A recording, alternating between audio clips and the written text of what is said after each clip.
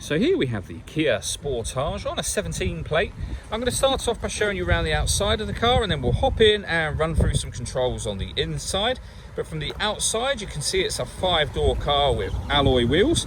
Let's start off inside the boot and then work our way around the rest of the car from there. So as we approach the back of the car, you can see we have plenty of boot space along with that 60/40 split folding rear seat.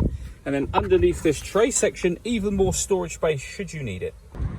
Okay, so we're just going to work our way back round to the front of the car, and then we'll hop in and run through some controls on the inside. But now that we've done a full circle of it, you can see it's in excellent condition the whole way round. Just briefly before we climb in, I think it's well worth seeing the interior from this exterior point of view. There's plenty to run through on the dashboard, so let's hop in and we'll do that now. Okay, now that we're inside the car, we're going to start with the dials. On the left-hand side, we have the rev counter, and on the right-hand side, the speedometer and fuel gauge. In the middle, you can see there's a digital readout for the speedometer. You can change the information that's displayed there. There's various different bits of trip computer information. There's also a kind of user settings menu and a vehicle settings menu, and then back round to the beginning again. At the very bottom of that section, you'll see the total miles for the car. They are 23,485. If we back out to the steering wheel, on the left-hand side, we have stereo and phone controls, and on the right-hand side, we have cruise control and speed limiter, and the buttons I was using just a moment ago are there as well. Over in the centre is where you'll pair your phone, amongst other things. Use the numbers here to correspond with what you want to do on there. We will cancel that at the moment.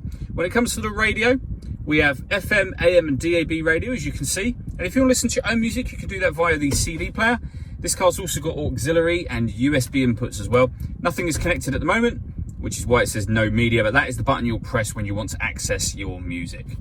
Working our way down, we have the air conditioning, so you can adjust the fan speed, the direction of the air, and the temperature. Air conditioning is on at the moment, so off, back on again. You can recirculate the air that's in the car. That's a great way of heating it up or cooling it down quickly, depending on the temperature you set here. You can turn that off just as easily as you turn it on. We have a rear heated screen, and this button directs the car's air conditioning to the front screen.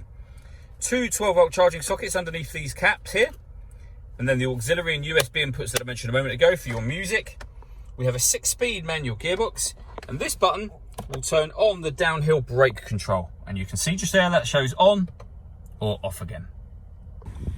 All that leaves me to say is thank you for taking the time to watch this video. If you'd like to come and see the car in person and have a test drive, please feel free to call any of our MJA sites. We'd love to hear from you soon.